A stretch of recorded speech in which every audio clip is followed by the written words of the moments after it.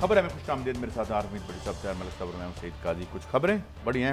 इमरान खान ने किसकी यकीन दहानी पर जो है लॉन्ग मार्च ख़त्म किया है और 6 दिन का अल्टीमेटम दिया। क्या 6 दिन में इंतखाबात का ऐलान हो जाएगा? इलेक्शन और नैब के कवानीन में जो तब्दीलियाँ मुस्लिम लीग नून और अपोजिशन चाह रही थी वो उन्होंने 2 तब्दीलियाँ कर ली हैं। और IMF के कहने पर हुकूमत सब्सिडीज़ ख़त्म करेगी तो ये अब मलबा किस पे पड़ेगा? निगरानों से ये काम करवाया जाएगा या कोई पॉलिटिकल गवर्नमेंट करेगी? लेकिन बड़ी साहब आज सुबह से आपकी खबर चल रही है कि यकीन दहानी करवाएगी। ये कोई थोड़ा सा किस हद तक आप हमें बता सकते हैं कि यकीन दहानी किसने करवाई है और क्या करवाई है? बिस्मिल्लाहिर्रहमानिर्रहीम। काजी साहब, पाकिस्तान की सियासत में मैं तो लातदाद मरतबा अर्ज कर चुका हूँ, प्रिडिक्शन करना नामुमकिन है। लेकिन मुझे मोहतरम इमरान खान साहब के कमो बेशतर 100 से ज़्यादा बयानात याद है। अब मैं किसी की बात नहीं सुनूंगा, डी चौक पहुँचूँगा, असम्बलियाँ तहलील होंगी, इलेक्शन की डेट देंगे तो घर जाएंगे। कल रियासत का बदतरीन तशद्दुद हुआ, बदतरीन हिस्ट्री का। हज़ारों लोगों ने 5 लोग PTI के मुताबिक शहीद हो गए। गो के लाहौर में 500 बंदा कहीं मुझे इकट्ठा नजर नहीं आया, लेकिन पिंडी, इस्लामाबाद और KPK ने हक अदा कर दिया। इमरान खान साहब जो खुद अपनी जुबान से हुक्म करते थे कि मैं ये अब किसी की बात नहीं सुनूंगा, मुझे लाल बत्ती के पीछे लगाया गया, कभी कहते थे कल परसों, इसीलिए मैं 20 को नहीं करता था। अटक में मामला तय हुए। जब ये खबर आई कि वर्ल्ड बैंक से IMF से मामला तय नहीं हुए, सुप्रीम कोर्ट में उस वक्त कुछ चीज़ें चल रही थी। फिर खान साहब को कहा गया कि आप मेहरबानी करें, इधर ख़त्म ना करें काम। साथियों ने तो आप पता है वो डी चौक भी नहीं पहुंचे। डी चौक से कुछ फासले पर उन्होंने कह दिया 6 दिन का टाइम दे दिया। 6 दिन ये गालबन 2 या 3 अपने इनको जो कहा गया है, या 3 या जनवरी, आप जून का फर्स्ट वीक कह लें। हाँ जी। तो अब खान साहब ने यकीन दहानी पे कराया 100%। उसी वजह से आज बाप की जानिब से कोई रिएक्शन आया। मौजूदा हुक्मरान तिंगड़े थे तो जो इनको लाए थे उन्होंने कहा बेटा सिर्फ एक प्रेस कॉन्फ्रेंस करानी है, MQM नहीं उसकी बाप की, तो आप एतमाद का वोट नहीं ले सकते। इसीलिए 2 नहीं, आज उन्होंने 3 बिल पास किए जो महंगाई के नाम पर आए थे ना कादी साहब। और महातजर्बाकार 40 साल का 30 साल का मुहित, जो डॉलर को 70 रुपये करना था, पेट्रोल को 100 करना था, क्या कानून साजी की इन 45 दिनों में। असम्बली में आपको ये नहीं आया कि तालीम ठीक है, करप्शन है, महंगाई है, हेल्थ नहीं है। सबसे पहले जो 20-25 से 20,000 जाली वोट बने, यानी कि ठप्पे पे ठप्पा EVM ख़त्म। दूसरा, जिस बुनियाद पर ओवरसीयर्स की बुनियाद पर पाकिस्तान चल रहा है, अगर वो पैसे ना भेजे ना तो आप डिफ़ॉल्ट हो जाएं, उनको वोट का ख़त्म। तीसरा, जो खरबों रुपए हमने लूटे थे, खरबों अरबों नहीं, खरबों आइन में, नैब आइन में तरमीम, इस मकसद के लिए आए थे। इनका मकसद भी पूरा हो गया, जो लाए थे उनका मकसद भी पूरा हो गया, अमेरिका भी राज़ी हो गया। अब वो 6 दिन आते या नहीं आते, ये इमरान खान ने मेरे ख्याल में रिस्क लिया है, क्योंकि जो मादी में इमरान खान साहब को डिच करते रहे, अगर इमरान खान साहब के करीबी हल्के कहते हैं नहीं इस दफ़ा मामला तो कुछ और है, जो हुआ मैंने बता दिया, वरना अदरवाइज मुझे बता दें। पिंडी को मैं सलाम पेश करता हूँ। सारा दिन Islamabad mummy daddy burger family ने, यार मेरा ख्याल है 5,000 से ज़्यादा शल चले हैं, ये मैं कम बता रहा हूँ मलक साहब। तो अचानक वो बंदे जो कहते हैं मैं जिहाद कर रहा हूँ, जिहाद का फैसला अचानक, डी चौक भी नहीं पहुँचे। 10 बयान थे, उससे पहले मैं डी चौक आ रहा हूँ, मैं डी चौक आ रहा हूँ। डी चौक से पहले सेंटोरस के करीब जाके वो कहते हैं जी 6 दिन का अल्टीमेटम देता हूँ फिर आऊँगा। क्या सीक्रेट क्या है 6 दिन का? 6 दिन को खास कोई इसमें हम काजी साहब से भी जरा आप दोनों आपस में चीज़ें खेडो ना। जी मलिक साहब पहले आप बोलें। मैं समझता हूँ कि एक इंग्लिश का लफ्ज़ है hit the iron when it is hard. मैं समझता हूँ खान साहब बहुत बड़ा जुआ खेल गए हैं। वो उसकी वो डिटेल जो है वो उनको पता होगी, वो अगर उस पर ना जाएँ। अगर 6 दिन में कोई मेजर पॉलिटिकल डेवलपमेंट ना हुई, अगर 6 दिन में इस हुकूमत ने कोई ऐसा फील ना, क्योंकि आज मरीम का एक बयान बड़ा मुझे खौफनाक लगा, उसने कहा कि अगर हमने पेट्रोल की कीमतों में इजाफा ना किया तो जो पाकिस्तान डिफ़ॉल्ट हो सकता है, जो मुझे लगा कि वो जा रहे हैं इसको हुकूमत को लंबा करना चाह रहे हैं। आज शहबाज की आप तकरीर सुन लें, बिल्कुल क्रिस्टल क्लियर किया है कि हम किसी के कहने पे असेंबली नहीं तोड़ेंगे, इलेक्शन नहीं कराएंगे। जो मैं पॉइंट कंक्लूड करना चाह रहा हूँ, अगर 6 दिन में कोई डेवलपमेंट हुई तो खान साहब पोलिटिकली मेरे ख्याल में बड़ा लूज़ करेंगे। जो कॉन्फिडेंस है ना लोगों का कि ये बंदा प्योर है, इस पर कोई रियासत का कोई इदारा असरअंदाज नहीं होता, ताकतवर हल्के असरअंदाज नहीं होते, ये जो करना चाह रहा है करेगा, वो इमेज ख़राब हो जाएगा। शहबाज साहब को सुन लेते हैं, उन्होंने कुछ बात की। PM साहब, मैं ये बात वाजे कर देना चाहता हूं इस जत्थे के सरबराह को कि तुम्हारी डिक्टेशन नहीं चलेगी, ये हाउस खुद फैसला करेगा। हमें शफाफ इलेक्शन कराने हैं, कब कराने हैं ये ऐवान फैसला करेगा। इस हुकूमत की जो मियाद 1 साल 2 महीने है, इमरान खान नियाजी किसी भूल में न रहना, बातचीत के लिए दरवाजे खुले हैं। मैं कमेटी बना सकता हूं, लेकिन अगर तुम्हारा ख्याल है कि तुम हमें मरूब कर लोगे, ब्लैकमेल कर लोगे, डिक्टेशन दोगे तो अपने घर में दो, इस ऐवान को मत दो ये डिक्टेशन। जी भट्टी साहब, ये इसको कैसे इंटरप्रेट करेंगे आप? वो उन्होंने फरमाया कि मौजूदा ऐवान फैसला करेगा। मौजूदा ऐवान में मुस्लिम लीग नून की कितनी सीटें हैं? 86 और वज़ीर आज़म बनने के लिए कितने वोट? 172। तो ये ऐवान है किसका? ये ऐवान किसी और का है। मैं सोचता मैं ख्याल हूँ किसी और का, मुझे सोचता कोई और है। ये ऐवान इनका नहीं है मेरे भाई, ये ऐवान इनका नहीं है। ऐवान की चाबी किसी और के पास है। ये असम्बली का गेट इनकी मर्जी के मुताबिक नहीं खुलता। 14 जमातों को लेके आप जब बातें हैं, सिर्फ एक जमात सुबह कह दे कि हम अलग हैं, तो प्रेसिडेंट ऑफ पाकिस्तान गालमन इस वक्त PTI के आरफ अलवी साहब, वो सुबह कहते हैं कि मौजूदा वज़ीर आज़म मोहतरम शहबाज शरीफ एतमाद का वोट ले, तो ये ऐवान क्या करेगा? क्या करेगा? कुछ भी नहीं। लेकिन बड़ी साहब मेरा एक सवाल, फिर ऐवान की क्या हैसियत है? मरियम साहिबा कहती हैं इलेक्शन का फैसला मैंने करना है या मेरे वालिद ने करना है। शहबाज साहब कहते हैं कि ऐवान ने करना है। ऐवान में अक्सरियत किसकी है? शहबाज साहब अगर 155 सीटें रखने वाला इमरान खान उस ऐवान से एक अमेरिकन मरासले के बाद निकल जाता है, तो 84 या 86 रखने वाला कितनी देर उसे लगेगी घर भेजने में? एक बंदा इधर हो तो इधर उधर हो तो मिनट नहीं लगता। क्या है? नहीं, मेरा तो पॉइंट वही है ना। मैं वो भट्टी साहब से कोई मैं बहस नहीं कर रहा। मैं 6 दिनों मैं वहीं पे फंसा हूँ कि कल मैं भी कन्विंस था कि खान साहब ने 2 चीज़ें बहुत अचीव की हैं। एक तो अवामी उन्होंने साबित किया कि मेरी पार्टी में अवामी फंड है, और पाकिस्तान में कोई पॉलिटिकल पार्टी जब पंजाब पुलिस का मुकाबला करना शुरू कर दी, इसका मतलब वो सियासत में आ गई है। नहीं, मैं थोड़ा सा लाइटर मूड में बात कर रहा हूँ। कल मैं खुद समझता था कि वेरी डिफरेंट बॉडी लैंग्वेज थी PTI की, और नून के सारे फेसेस डिप्रेस थे। आज रिवर्स है। आज मरीम उसके साथ जो लोग खड़े थे, उनके चेहरे पे एक विन मुझे नज़र आ रही थी। मुझे लगा कि अब वॉनरेबल, अब कमज़ोर इमरानी खान साहब यार, आपने कल 6 दिन का बहुत प्रेशर देखना, पूरी रियासती मशीनरी इस्तेमाल की और आपने मैदान जंग बनाए रखा पूरे पंजाब को। 500 निकले, 400 निकले हैं, मगर 5000 आपने शैल तो फेंके। बिल्कुल सही। पुलिस ने 5-6 दिन से शदीद तशद्दुद कर रही है। कादी साहब, फिर वो बार बार आ जाएगा। कादी साहब ये देखे जरा, ये मनाजर हैं इस तूफान को, रियासती बदतरीन तशद्दुद, औरतों को घसीटना। इस्लामाबाद पानी खत्म हो गया। मुझे तो लगता है आपकी हुकूमत डिस्क्रेडिट हुई है। लोगों के जमहूरी हक पे औरतें मरने वाली हो गई थी, मरने वाली। और दूसरी बात, मलक साहब ठीक कह रहे हैं, अगर इमरान खान डी चौक चले जाता, रेड जोन में कुछ लोगों ने जाना था और सलामती के इदारों पर फायरिंग करनी थी और बाद सफारतकारों पर। ये बहुत वजह से हुआ है, वरना इमरान खान साहब, चले मलक साहब आप रहनुमाई करें।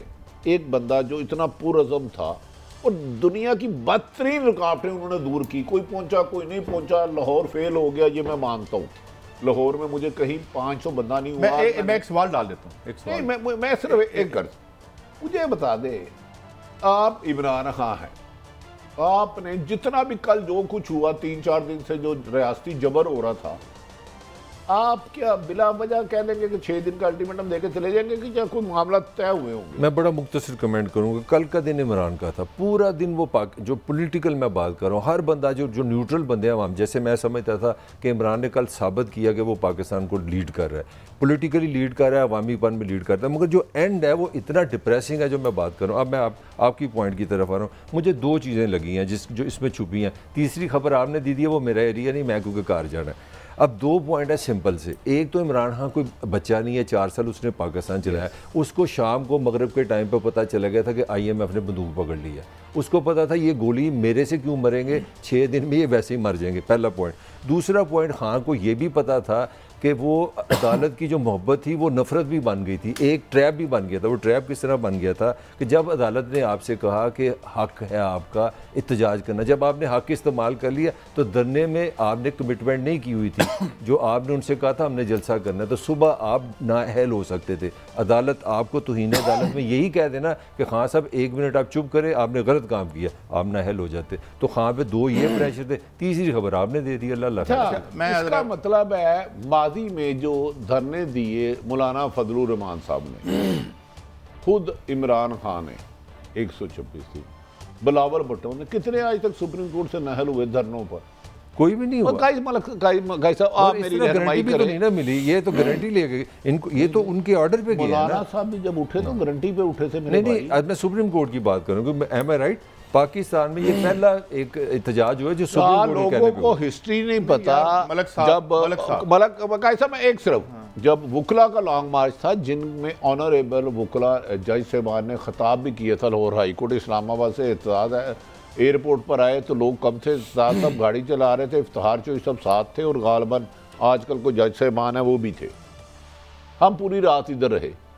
उन्होंने भी लड़ के एहतजाज लिया। जब वो इस्लामाबाद पहुंचे तो उन्हें कहा चले जाओ, फिर जरदारी ने कुछ दिन बाद उसको बहाल किया था। मैं थोड़े सा आपकी मेमोरी के लिए तो आपको ये बता रहा हूँ मलिक साहब, जितना रिप्रेशन आपने कल PTI पे किया है, आपकी या किसी की 2 आपकी नहीं कहना चाहिए, किसी 1/4 भी होता ना रिप्रेशन, तो ये सियासत का नाम ना लेते वापस आके। ये तो लाडले हैं। अब जरा तलाल चोई सब कुछ कह, जितना कल मार खाई है वर्कर ने, थोड़े आए बहुते आए, मैं एक मिनट ले सकता हूँ, 1 मिनट ले सकता हूँ। मैं समझता हूँ ये इमरान के हक में गया था, मगर जो इमरान ने 6 दिन दे दिए वो डिस्टर्ब कर गया। ख्याल में क्यों 6 दिन दे दिए? बेवकूफ। एक आप वो लीडर आप हैं उनकी जगह। भट्टी साहब खबर आप दे रहे हैं, मुंह छेड़ मुझे आप रहे हैं। देखे ना यार, मेरा तो एक ही सवाल है, खून की नहर अबूर करके इस्लामाबाद पहुंच रहा हूँ जैसे तैसे, वो लंबी बात है। काजी साहब मुझे कुछ सुना है। मैं जाते सार ये कह दूंगा कि अच्छा जनाब मैं 6 दिन का यार आप are you think anybody should be proud of what you did with the peoples of Pakistan? No not at all. जिस तरह किया है, और अगर ये आप पे दोहराया जाए तो आप 7 नस्लों को मना कर देंगे सियासत ना आना। तो अंत पड़े नहीं किसी ने आज तक। साहब जहां इमरान पहुंचा था वहां नहीं रहा ना, वो भी डिस्टर्ब कर रहा है ना। जहां आप पहुंचे हैं ये मुझे बताइए क्या था? वहां हिटलर पहुंचा था, हिटलर पहुंचा था। मोदी जो है वहां पहुंचा, वहां पे जम्मू कश्मीर में जहां आप पहुंचे, और प्राइड ले रहे हैं। काजी साहब सिर्फ एक परमिशन, वुकला के खिलाफ जब तहरीक हुई, मोहतरमा बेनज़ीर भी मुल्क में नहीं थी और नवाज शरीफ साहब भी नहीं थे, ये तो आपको पता कि नहीं? ठीक। क्या वजह हुई कि लाहौर से लॉन्ग मार्च पहले नवाज शरीफ के घर 50 बंदे भी नहीं थे? ये मैं खुद गया था उधर उस दिन मुशर्रफ के, फिर एजेंसियों ने खबर चलाई कि इजाज़त दे दी है। गुजराल पहुंचे तो नवाज शरीफ वापस आ गए, बज़ाहिर तो कोई आर्डर नहीं था हुआ। वो कौन था पीछे? वो एक फ़ोन आया था, सुना है एतजाज़ अहसन साहब को। वैसे तो नवाज शरीफ साहब को मुझे याद है वो सो गए थे जाके, सुबह उनको बताया गया कि जनाब वो स्पीच करें, इसको एंड करें। वो तो मज़े ही बड़े थे ना, वो फ़ोन आ गया था, वो तो क्या बात है। वैसे फ़ोन मुरीद के में आ गया था, वो इखलाकी तौर पर गुजरावाला लगे थे। मेरी बात सुने ना, मैं चीज़ एक डिले कर रहा हूँ। आपने, मैं आपसे मुराद आप नहीं है, मिल के यहाँ साफियों को कोड़े मारे, इस पे ये खौफनाक तरीन रिप्रेशन किया आपने इस मुल्क पर किया ना। और अब हम जमहूरी भी हैं, अब हम बड़े आइन भी है हमारे पास। हूँ जरा सुनो तलाल चोई सब की कह रहे हैं, ये PTV पे चला है, अगर वहां ना चला होता तो हम ना चलाते। ये कप्तान साहब इलेक्शन की तारीख लेने आए थे और तारीख दे के चले गए। इनका थोड़ा सा इलाज भी किया है और इनको दवाई दी है 6 दिन की, बिल्कुल आराम आएगा, वापस नहीं आएंगे। और अगर वापस आए तो फिर बड़ा ऑपरेशन किया जाएगा जिससे वो निकालना मकसूद है जो कि इक्तदार का इन्हें तंग कर रहा है, और उसका ये छोटा सा एक एपिसोड जो है वो आपको हमने दिखाया है। अब मुझे ये बताएं, ये गुफ्तगू, ये जो लहजा है, इसको क्या मैरी कहेंगे आप? गैर मेयारी है और काबिल शर्म है। मैं माफ़ी चाहता हूँ कादी साहब, तुराब साहब, आपको इस किस्म की लैंग्वेज मेरे प्रोड्यूसर साहब है सीनियर नहीं चलानी चाहिए। वो तो रियासती चैनल पे चला है, कादी साहब ने क्लियर किया। हमारी माएँ बहनें बेटियाँ भी देखती हैं। देखें, अगर किसी ने कोई गाली दे दी तो मेरा काम नहीं उस गाली को दोहराऊं, मैं कहूँ उसने नामुनासिब लफ्ज़ की है। लेकिन बहरहाल काजी साहब आप बताएं। आप सही कह रहे हैं। केड़ा काम नहीं किया तुसी। अच्छा, ये मेरी बात से रिलेट हो रहा है। मैं देख रहा हूँ आज इनका टोन डिफरेंट है, कॉन्फिडेंस डिफरेंट है, बॉडी लैंग्वेज डिफरेंट है। ये 6 दिन बोल रहे हैं, ये 6 दिन बोल रहे हैं। कल आप कल के फेसेस देखे, नून के राज के फेसेस देखे, आज का फेस देखे। ओ यार मेरी बात सुने मलिक साहब मेरी बात। भाई साहब ये क्वेश्चन बन गया है। मेरी बात सुने, आप इमरान को गाली दें, ये सवाल बन 6 दिन का उससे वादा तोड़ें, उसके बाद 250 रुपए का पेट्रोल करें और उसके बाद यहाँ हुकूमत करके दिखाएं। अब वो नहीं होनी। ओ यार मैंने तो सुना केड़े पास बड़ी साहब। अच्छा भाई साहब आप बताएं, ये लैंग्वेज ये कह रहे हैं ना, ये खुश हैं, डेस्परेट है, इन्हें पता है मुख्तार गल वध गई, काम मुक गया। एक प्रेस कॉन्फ्रेंस भी मारा। मैं इस लैंग्वेज को एक मायूसी समझ रहा हूँ। ये नामुनासिब लफ्ज़ उस वक्त बंदा इस्तेमाल करता है जब हारा हुए लश्कर का सिपाही हो, फिर वो गाली गलोच और नामुनासिब अल्फाजों का इस्तेमाल करो। जब बंदा फतह के करीब होता है तो वो उस वक्त सब्र का पैमाना सोबर हो जाता है, तहम्मुल मिजाज हो जाता है कि ये क्राइसिस निकाल लूँ। ये वक्त कल क्या होता है मुझे नहीं पता, लेकिन मैं मलक साहब से इख्तलाफ करता हूँ।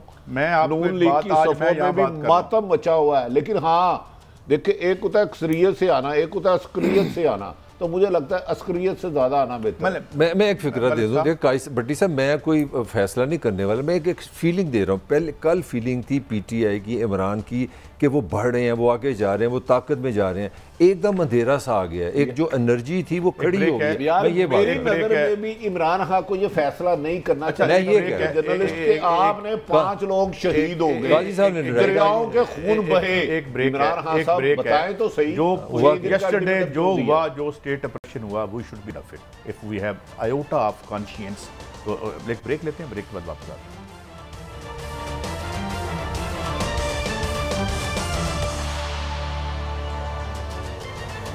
Welcome back. अच्छा भट्टी साहब, ये तो अब 6 दिन में गुजारने पड़ेंगे हमें ये पता करने के लिए कि इन 6 दिनों में क्या हुआ। एतजाज़ अहसन साहब हमारे साथ मौजूद हैं, हमेशा हमारी रहनुमाई फरमाई है। हजूर आपकी कीमती वक्त हमेशा देने का बहुत शुक्रिया। एक तो ये जो कवानीन में तरमीम हुई है, आप जो ऐवान है वो आप देख रहे हैं, राजा रियाज साहब पीटीआई के टिकट पे हैं, तो क्या ये जिस तरह से पास हुए हैं ये बिल्कुल एक सही तरीका है, या कल कोर्ट में जाके इसको स्ट्राइक डाउन भी करवाया जा सकता है इन चेंजेस को? एक तो ये बता दें, और दूसरा सुप्रीम कोर्ट ने कल ये भी कहा था कि इन्हें जाने दें और गिरफ्तार ना करें, तो ये इनको आप कैसे देखते हैं? जी जी जी एतजाज साहब। इसमें जहाँ तक तो कानून साजी का ताल्लुक है, वो तो आइन के तहत कोरम होना चाहिए, और कोरम में आपकी अक्सरियत होनी चाहिए। अगर आप पूरा करना चाहते हैं, कोई आइन में तरमीम करना चाहते हैं, या आइन नाफिज करना चाहते हैं, या नया कानून बनाना चाहते हैं, तो उसकी शर्त शराइत ये 2 ही हैं, मासवाए कॉन्स्टिट्यूशनल अमेंडमेंट के, जिसमें 2/3 मेजॉरिटी इन ईच हाउस आ जाती है। वरना अब सादा अक्सरियत से जो कि मौजूद हो हाउस में, और उसमें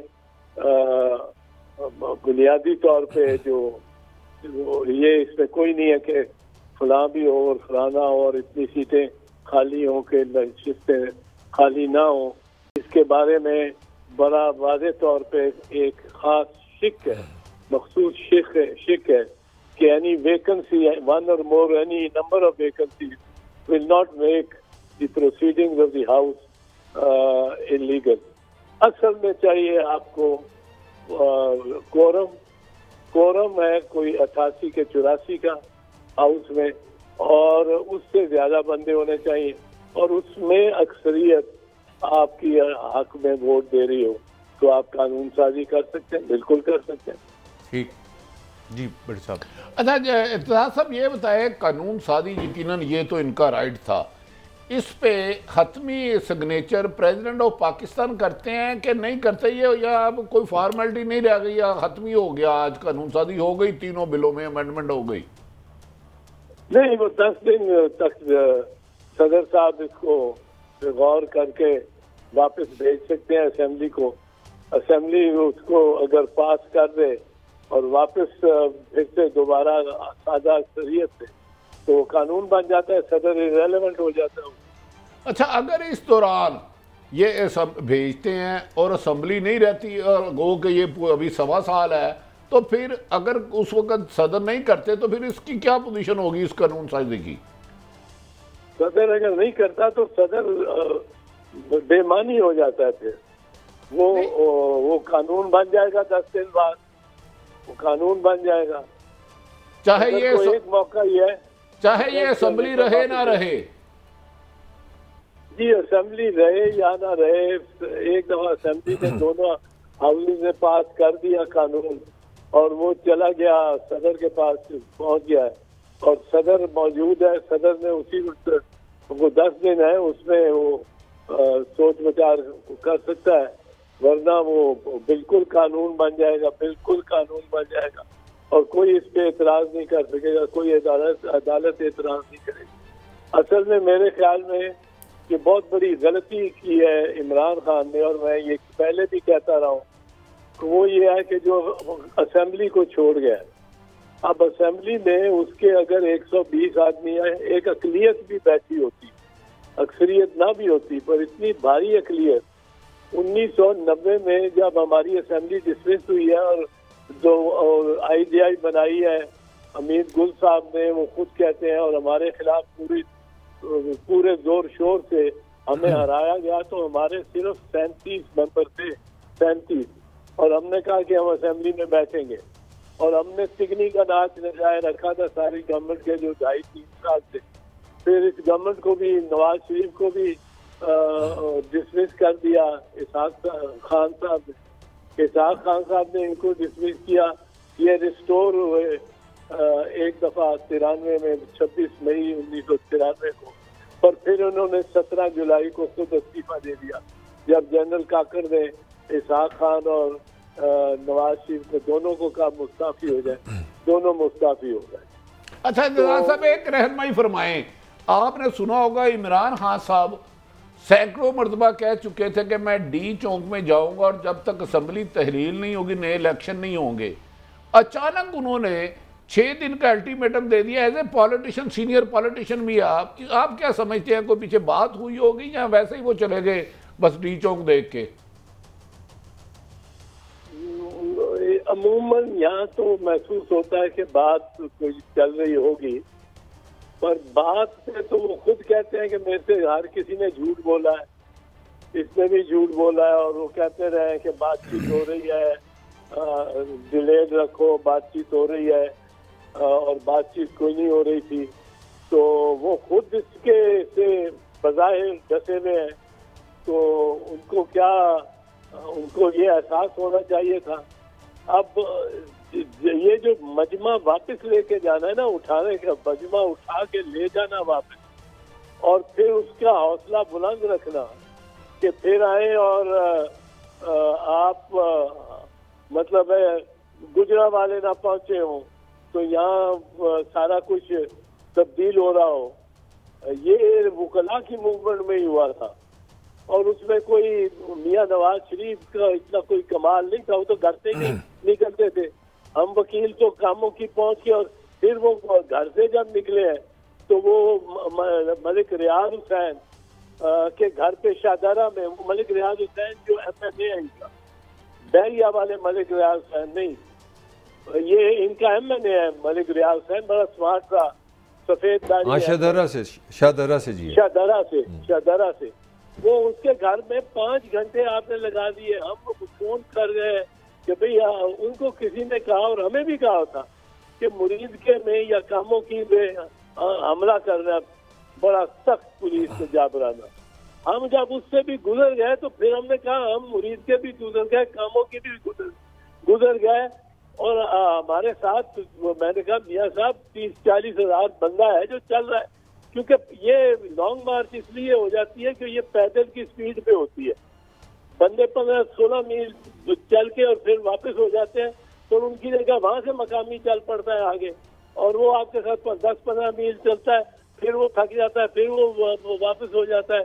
तो वहाँ वजीराबाद से आपको 10-15 मतलब है उसमें 30-40 हज़ार में से 15-20 हज़ार और मिलते जाते हैं।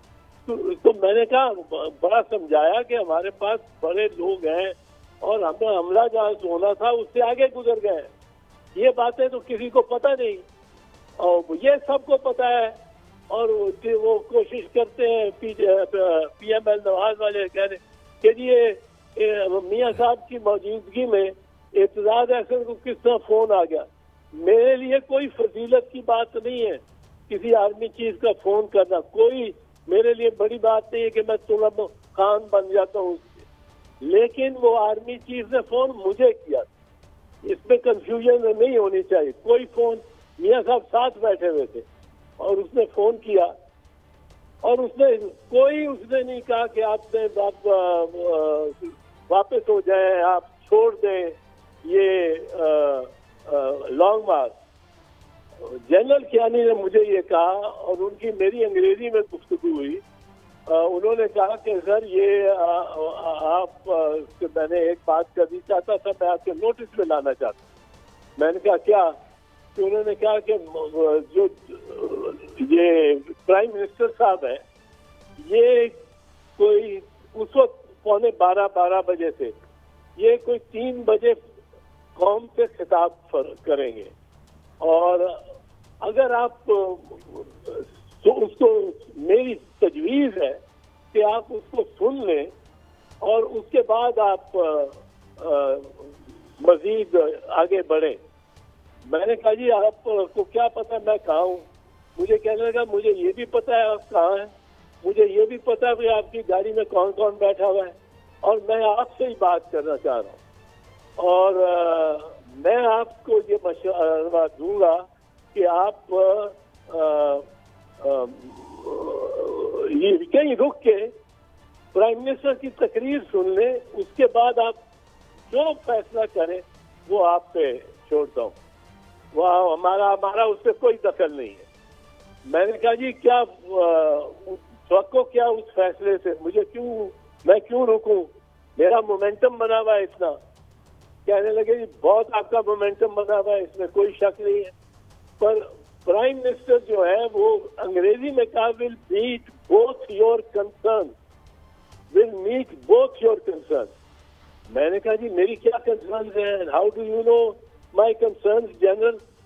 तो उसने कहा कि sir I know your concern, your first concern is कि ऑल जजेस should be reinstated, there should be no -1 formula. वो इस पे हमें ऑफर देती थी गवर्नमेंट कि हम इफ्तिखार मोहम्मद चौधरी के अलावा सबको रीइंस्टेट कर देते हैं, बस इसको नहीं करते, और आप तहरीक छोड़ दें। मैं नहीं मानता था, माना ही नहीं मैं। तो फिर उसने कहा, मैंने कहा जी ये ठीक है, ये आपकी दुख बजाय हम -1 -2 मानने को तैयार नहीं है, सारे होंगे बाहर। उसने कहा अच्छा। वो आपको वो बताएंगे और यही होगा। दूसरी कंसर्न क्या है? उन्होंने कहा दूसरी आपकी कंसर्न ये है कि उनको दोबारा हलफ न लेना पड़े, क्योंकि हमारा ये मानना था कि अगर दोबारा हलफ लेके वो हुए जज, तो इसका मतलब है उन्होंने 3 नवंबर को अपनी बर्खास्तगी को तस्लीम कर लिया कि वो जायज हुई है। तो वो कहने लगे ये होगा। तो मैंने कहा अच्छा मैं अपने दोस्तों से सलाह करूंगा, क्योंकि मेरे साथ। अच्छा एतजाज साहब माफी चाहता हूँ, एक चीज में और भी, ये तो आपने रिकॉर्ड स्ट्रेट कर दिया और बड़ा अच्छा हुआ, ये तारीख में ये महफूज होगी बात आपकी। मेरा एक सवाल, आप वजीर दाखिला भी रहे हैं, कल जो रेप्रेशन हुआ सुप्रीम कोर्ट ने भी कहा कि इनको आने दिया जाए, आप वजीर दाखिला होते तो और एक पॉलिटिकल इसको तहरीक से आप कैसे सो कॉल्ड जो भी था ये इसको कैसे निपटते, और कल के वाकयात पर आपकी वैल्यू जजमेंट क्या है? मैं पहले तो आपको बता दूं मैं कैसे निपटता। जी सर। मैंने निपटा 17 अगस्त 1989 17 अगस्त ज़ियाउल हक की पहली बरसी थी और उसको बड़ा मनाने की धूमधाम चीफ मिनिस्टर थे पंजाब नवाज शरीफ, सदर थे इसहाक खान जो उन्हीं के मतलब है उन्होंने उनको सरपरस्ती की थी, वाइस आर्मी चीफ था असलम बेग, सबका दिल था और अमीर गुल का कि ये बहुत बड़ा इवेंट हो। मेरी काबीना ने इस फैसले के तो ये फैसला किया कि इनको आने ही नहीं देना, वो रोकना है रबात मोड़ पे, गोलरा मोड़ पे और ये जो बाराकोट पे जो सड़कें आ रही हैं इस्लामाबाद के अंदर, इनको रोकना ही नहीं और मैक्सिमम फोर्स इस्तेमाल करना है। अब मैं काबीना की उस मीटिंग में नहीं था क्योंकि 4 दिन पहले मेरे वालिद साहब की डेथ हुई थी और मैं लाहौर में गुजरात कुछ वक्त से फिर लाहौर में फूडी पे बैठा हुआ था। पर मुझे आके मेरे सेक्रेटरी SK महमूद साहब ने मरहूम ने आके बताया कि जी ये फैसला किया है। मैं उसी वक्त निकला, चौथा 5वां दिन था वालिद साहब, लोग आ रहे थे, मैं निकला और मैं इस्लामाबाद जाके प्राइम मिनिस्टर के पास चला गया। मैंने कहा जी ये फैसला गलत है। कहने लगी ये तो हो गया, काबीना ने कर दिया। मैंने कहा गलत है। कहने लगी we can't allow him to come and हमारी गवर्नमेंट आ गई है, ये कितना आने देंगे। मैंने कहा बीबी ये कुछ तो खून होगा जहाँ रोकेंगे, ये मैदानी इलाका है और पहाड़ियाँ छोटी छोटी, इसके ऊपर चढ़ गए वो 500 बसें लेके आ रहा है, ये मेरी इंटेलिजेंस है और वो बंदे जितने हो उसमें पर 500 बसें लेके आ रहा है, बंदे उसके 5-10 हज़ार तो होंगे। और मैंने कहा सरहद से भी खैबर पख्तूनख्वा से भी आ रहे हैं, ये नहीं। मुझे आखिर में बीबी ने कहा कि all right it is your responsibility, you drop the plan. मैंने प्लान बनाया, FC जो आई थी फ्रंटियर से उसको सीधा रवात से लेके कॉरिडोर दिया सीधा फैसल मस्जिद तक और सीधा वहां से वापस दिया। साइड रोड के दाएं बाएं जाने का उनको वो ब्लॉक कर दिए और वो सीधे एक टनल के तौर पे गए। वहाँ उन्होंने जलसा भी किया। वहाँ मैंने पानी के टैंकर खूब दिए कि ये साथ वाली कोठियों में ना घुसते फिरे और पानी मांगते फिरे और लड़ाई झगड़े करते फिरे। पानी के टैंकर भी CDA को कहा तो 20-25 दिए, वो वापस हो गया, वापस चले गए। ये चीज होती है। मैं तो इस तरह की बात है, ये इन्होंने बहुत ज्यादती की है एडमिनिस्ट्रेशन ने। और ये जो आगे लगी है ना, ये भी वो अगर आप एक तो गौर से देखें वो ट्रेजेक्ट्री उसकी आते हुए, वो जो टीयर गैस शेल है, वो टीयर गैस शेल आपको 2-3 में आपको नजर आएगा आपकी फुटेज में। वो टीयर गैस शेल यूं गिरता है सूखी हुई घास में, गर्मी है, घास पौधे सूखे हुए हैं। इत्तेज़ार साहब माजरत चले जी मेरे ख्याल वक्त इत्तेज़ार साहब हमें आपसे यही एक्सपेक्टेशन है और आप और आपकी पार्टी के साथ कभी हम भी मोहब्बतें थी आपके सोशलिस्ट नज़रियात से और अब भी हैं, और मगर आपने जो किया अच्छा किया। इजाज़त चाहता हूँ आपसे, आपने हमें वक्त दिया, थैंक यू वेरी मच। नाज़रीन एक ब्रेक है और आगे आके हम बात करेंगे IMF का जो असल मसला है जिससे हर कोई भाग रहा है मगर हम एक कौम नहीं भाग सकती। एक ब्रेक के बाद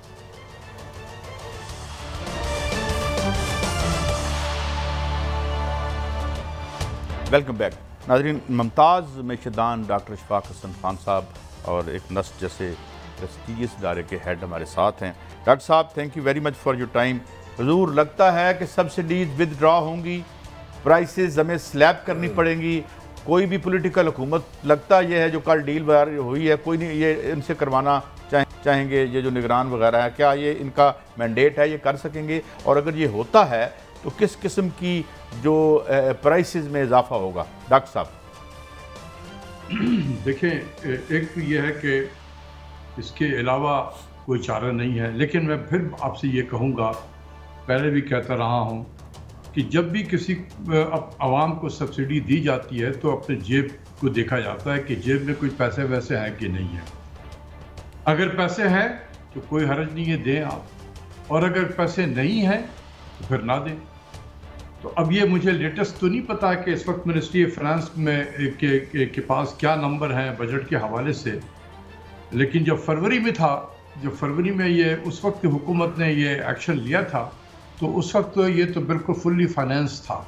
अब ये ज़िद है थी IMF की कि नहीं, हम नहीं मानते, और वो इसलिए नहीं मानते थे कि उन्हें पता था कि ये हुकूमत जाने वाली, क्योंकि उन्हें जाते वक्त उन्होंने ये कहा कि we will talk to the next government. तो भाई आपको कैसे पता था कि नेक्स्ट गवर्नमेंट आने वाली है? तो इसलिए जो है वो चले गए वापस। अब अगर मुझे नहीं पता, अगर मैं मिनिस्ट्री में होता तो मैं बता सकता था कि कितना हम पास ऑन कर सकते हैं, कितना हम फाइनेंस कर सकते हैं। अज्यूमिंग के कोई पैसा नहीं है, तो फिर इस तरीके से एक्सपेंसिव जो है ऑयल परचेज करके और सस्ते दामों में बहुत अरसे तक नहीं दिया जा सकता है।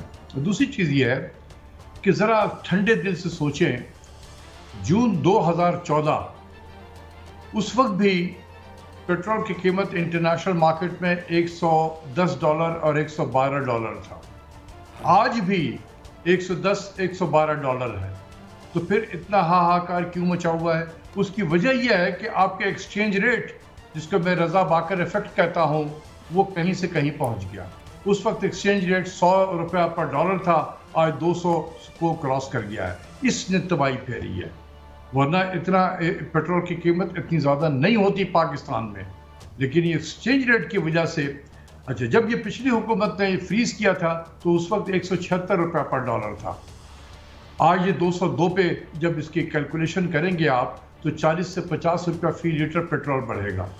जब फी लीटर पेट्रोल की कीमत आप बढ़ाएंगे, तमाम ट्रांसपोर्ट चार्जेस बढ़ जाएंगे, और इससे एक महंगाई का एक अलग से तूफान आएगा, जिसकी वजह से ये मौजूदा हुकूमत वो डरी बैठी हुई है। स्टेट बैंक तुला रहता है कि हमें मौका मिले, अल्लाह मौका दे इंटरेस्ट रेट को बढ़ाने का। आपने देखा कि अभी तकरीबन 14% पे पहुंचा दिया है। अगर ये इस किस्म की चीज़ें पास ऑन होगी तो उसको मौका मिलेगा, वो 17-18 पे लेके चला जाएगा। 17-18% इंटरेस्ट रेट का मतलब ये हुआ कि आप अपनी मईशत के दरवाजे बंद कर दें, चोक कर दें बिल्कुल। तो आपकी जो 6% इकनॉमिक ग्रोथ इस साल की है, वो आ जाएगी 1.5-2% नेक्स्ट ईयर में। और शायद लोग यही चाहते भी हैं कि क्यों मुल्क की इकानमी ग्रो कर रही है, इसको ले जाओ नीचे, तो वो हो जाएगा। इसी तरीके से सनती पैदावार जो 10.5% से ग्रो किया है, वो भी नीचे की तरफ आ जाएगा। तो इसके बहुत फार रीचिंग कॉन्सिक्वेंसेस होंगे मईशत के हवाले से, जिसकी वजह से ये हुकूमत डरी बैठी है। अच्छा डॉक्टर साहब, ये गुजारिश करें, ये डरी बैठी है, जितना डिले कर रहे हैं, 45 दिन हो गए इस हुकूमत को, तो क्या इससे अगर ये फैसला करते हैं पाकिस्तान को कितना नुकसान बर्दाश्त करना पड़ेगा? ओवरऑल तो कौम पर आएगा, और कर्जों में कितना इजाफा होगा हमारा अगर ये नहीं करता है IMF से कोई कमिटमेंट? अभी तक तो जितना आपने 45 दिन कहा है, मेरे ख्याल में 45 दिन से ज़्यादा हो गया है, मेरे ख्याल में 2 महीने तो हो गए हैं शायद। तो इसमें तकरीबन हमने 2200 अरब रुपए का कर्जा चढ़ा दिया अपने मुल्क पे without boring a single dollar. $1 बोरो नहीं किया है, लेकिन 2200 यानी कि 2200 बिलियन अरब का हमने कर्जा चढ़ा दिया। तो ये देख, ये कॉस्ट है जो हमने पे किया है। इस पे हमारा जो वेटेड एवरेज इंटरेस्ट रेट होता है फॉरेन लोन पे, वो 4% होता है। तो आप इसमें मज़ीद डॉक्टर साहब एक बात समझाइए कि ये जो हमने डॉलर, आपने कहा है कि रजा बाकर इफेक्ट जाहिर है इससे हम सारे मारे गए, मगर सवाल ये है कि क्या कोई ऐसी strategy with in the system है कि हम इस डॉलर को वापस लाएं? और बड़ा कहा जाता था मुस्लिम लीग नून की गवर्नमेंट ले आएगी, इकोनॉमिकली बड़े ये हैं, माहिर हैं, तो इसमें रहनुमाई फरमाएं। देखिए, बात यह है कि पहले कोई जहाज़ का कप्तान तो हो ना। अभी तो हम रडरलेस शिप की तरह समुद्र में थेपड़े खा रहे हैं। वो समुद्र के लहरें हमें जिधर लेके जा रही हैं, हम उसी तरफ चल रहे हैं। आज तो बहुत ख़तरनाक सी खबर आई है कि जो फॉरेन बैंक्स हैं, वो हमारे जो करस्पॉन्डिंग बैंक लोकल होते हैं, जो LC लेटर ऑफ क्रेडिट में गारंटर बनते हैं, उन्होंने रिफ्यूज़ कर दिया कि हम आपके लोकल बैंक के पार्टनर नहीं बनेंगे, हम गारंटी नहीं दे सकते हैं। कि आप डेट की पेमेंट के काबिल होंगे। तो देखें, this is the first step towards bankruptcy, first step towards Sri Lankan type of crisis. हम कदम उस तरफ बढ़ा चुके हैं। और ये पेट्रोल की इंपोर्ट के हवाले से था। अगर ये पेट्रोल की इंपोर्ट में अगर अभी तो हमारे पास हर लम्हे जो है वो तकरीबन 2 हफ्ते का मैक्सिमम रिज़र्व होता है, और कुछ हो सकता है कि रास्ते में भी शिप पेट्रोल लेकर आ रही हो, लेकिन तकरीबन महीने 1.5 महीने में ये तो श्रीलंका के टाइप की तरह वो रशनी शुरू हो जाएगी यहाँ पर पेट्रोल के हवाले से। हमें कोई होश नहीं है इसका। श्रीलंका में तो अनरेस्ट हो गया था। डॉक्टर साहब, मैं ये जानना चाह रहा हूँ, ये 2-3 साल से हमारे पॉलिटिकल कल्चर में लॉन्ग मार्च आया है। अल्लाह बैग ने को 3 दफ़ा पाकिस्तान को टोटल लॉक किया, इसमें पीपल्स पार्टी ने भी किया, नून ने भी किया, PTI ने भी किया। ये इकॉनमी पे इस तरह इसका भी कोई इफेक्ट आता है जी, जो हम ये पाकिस्तान के साथ कर रहे हैं सारे? ऑफ कोर्स, आप देख लें कि एक दिन अगर पाकिस्तान बंद हो जाए तो इस वक्त हमारी जो GDP है तकरीबन $383 बिलियन की है, जो तकरीबन $1 बिलियन पर डे के हिसाब से थोड़ा ज़्यादा है। 365 से इसको डिवाइड कर दें तो 1.044 बिलियन होता है पर डे। तो अगर मार्केट बंद हो जाए, पाकिस्तान बंद हो जाए, जैसे अभी पिछले दिनों हुआ, सारे मार्केट बंद कर दिए हैं, तो अगर मैं पूरे दिन का GDP ज़ाया कर दूं तो तकरीबन ये 200 बिलियन हो जाता है। लेकिन हो सकता है कि इतनी ज़्यादा हर चीज़ जो है वो बंद नहीं हो, क्योंकि ज़राअत पे इसका इम्पैक्ट तो नहीं पड़ेगा। इसलिए कम से कम 40-50 अरब रुपए का ज़रूर नुकसान होता है। इससे ज़्यादा नुकसान होता है एक दिन इस किस्म के हंगामे से। अच्छा डॉक्टर साहब, क्या मुझे मलेशिया याद आ रहा है, क्या हम डीपैक कर सकते हैं अपनी करेंसी को, और ये या नहीं, अब इतनी जान नहीं है हमारे अंदर, या कानून ऐसे हैं? उसके लिए आपके पास एक्सपर्टीज होनी चाहिए। आपके सेंट्रल बैंक में पाकिस्तानी बैठे हों, ना कि ग्रेड 18 का एक अफसर बैठा हुआ वो IMF से आके। तो आप जब हर चीज़ आप बाहर के लोगों पे दे देंगे तो फिर ये सब चीज़ें भूल जाएं। महातिर और उसकी टीम जो थी वो मलेशिया के बारे में सोचती थी, और उन्होंने 1997 का जो फाइनेंशियल क्राइसिस था, दुनिया सारे IMF की तरफ भागी, उसने कहा कि मैं नहीं जाऊंगा IMF की तरफ में। और सबसे पहले और सबसे बेहतरीन अंदाज में इस क्राइसिस से ये मलेशिया निकल कर आया। तो वहाँ पर लोग थे। इसी तरीके से मैं आपको बताता हूँ, ये आप रशिया को ले लें। जब रशिया ने यूक्रेन पे हमला किया तो उस वक्त उनकी करेंसी 80 रुबल $1 के बराबर थी। विद इन 2 वीक्स ये 151 रुबल पे चला गया, और आज ये 60 पे आ गया है। वहां पर रशियन बैठे, उन्होंने क्या किया जो हमने नहीं किया? अच्छा डॉक्टर साहब, ये भी 7 सवाल कर लें। हमारे पास क्या कोई IMF से मांगने के अलावा कोई रास्ता नहीं? हम कोई ऐसे मतलब अगर ये डॉलर नहीं देते, अगर ये पैसे नहीं देते, तो जो कहा जा रहा है कि हम डिफॉल्ट के पास चलेंगे, हाउ ट्रू इज दैट? देखिए, वो तो बात तो है, हम अप्रोच तो कर रहे हैं, और इंटरनेशनल बैंक जो है वो अगर वो लैक ऑफ कॉन्फिडेंस शो करे तो ये अच्छी चीज़ नहीं होती है। देखें, हम डॉलर कमा भी रहे हैं, लेकिन डॉलर के लीकेजेस बहुत ज़्यादा है। लीकेजेस से मुराद इंपोर्ट, पागलों की तरह हम चीज़ें इंपोर्ट कर रहे हैं इस मुल्क में। मैं चीख के आपके प्रोग्राम में भी थक गया, लेकिन किसी ने मेरी तरफ तवज्जो नहीं दी है। एक हाफ हार्टेड अटेम्प्ट इस हुकूमत ने किया। इनको बिल्कुल नहीं पता था कि मैं क्या कर रहा हूँ। कहीं से एक लिस्ट आया, वो पकड़ा दिया। मुझे लगता है कि ये लिस्ट जो है FBR में बनी होगी, क्योंकि उनको टैक्स की सबसे ज़्यादा फिक्र होती है, क्योंकि सारा टैक्स ही उनका इम्पोर्ट से आता है। आज भी जितने भी टैक्स उन्होंने इकट्ठे किए हैं, अपने टारगेट से ज़्यादा किए हुए हैं, वो इम्पोर्ट की वजह से हुए हैं। इम्पोर्ट की स्टेज पे तो उनके तो इंटरेस्ट पे नहीं है, क्लैश ऑफ इंटरेस्ट है। वहीं से लिस्ट आया और उन्होंने दे दिया। ये तो बिल्कुल ना होने के बराबर इकदाम किए गए हैं। अगर सीरियस हो, सीरियस तरीके से काम करे, डॉलर को बचाए, 10 से 15 बिलियन डॉलर अगर आपके इंपोर्ट में आप कर सकते हैं, बिल्कुल कर सकते हैं, अगर जज्बा हो आपके अंदर में। लेकिन डॉक्टर साहब, मैं एक बड़ा मुश्किल सवाल करने लगा हूँ, यानी मुश्किल से मुराद 2 मेरे सवाल के से। तो क्या इस मुल्क की शराफिया में खुद डिफॉल्ट करवा रही है? और सेकंडली जो कहा था उसने एक्स सोवियत क्या कहते हैं रशिया ने कि भाई हमारे साथ रूबल में डील करो, क्या हम ये कर सकते हैं, या जो तुर्की ने किया, कैन वी ये मॉडल हम इख्तियार कर सकते हैं? देखिए, ये ज़रा हमारे जो हालात हैं, हम तो इतने ज़्यादा डिपेंडेंट हो गए हैं IMF में, इसीलिए तो मैं बार बार कहता हूँ खुदा के वास्ते निकलो। जो मुल्क एक मरतबा IMF में गया है वो कभी नहीं निकला है। ना अर्जेंटीना निकला, 50 साल हो गए, ना ब्राज़ील निकला, ना चिली निकला, जितने लैटिन अमेरिकन कंट्रीज़ हैं नहीं निकले हैं ये वहाँ से। इजिप्ट भी बेचारा फंसा हुआ है हमारी तरह से। लेकिन हम डॉक्टर साहब, एक आखिरी सवाल, वक्त बड़ा कम है। चिली में जो आप प्रेसिडेंट जीते हैं, उन्होंने कहा है कि न्यू लिबरलिज्म का जन्म चिली में हुआ था, हम उसको कब्रिस्तान भी चिली में बनाएंगे। तो आपको ऐसी कुछ उम्मीद लगती है? देखिए, ये सारा जो है IMF का प्रोग्राम है क्या? यही न्यू लिबरलिज्म तो है, न्यू लिबरल इकोनॉमिक ऑर्डर, जिसमें आप मुल्कों को गुलाम बना के रखते हैं। तो ये पहले तो ये इधर हमारे यहाँ भी शिकागो बॉयज हैं डॉक्टर साहब, जिनका हम विक्टिम है।